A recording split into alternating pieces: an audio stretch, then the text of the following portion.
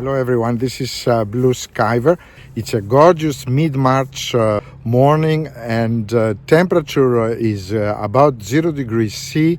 I haven't flown the Avata 2 for quite a while, and I haven't done any acro since last year. So this is the first time I'm going to try to do some acro.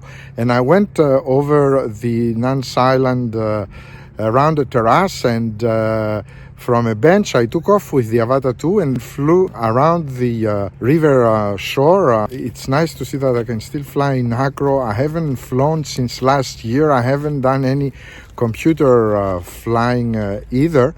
So in any ways, I had a lot of fun, and after a while I brought the Avata 2 back above the bench and landed it.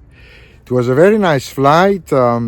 I'm looking forward to share it with you. I hope you like it, and if you do, please don't forget to thumbs up, and if you want to subscribe, you're very welcome.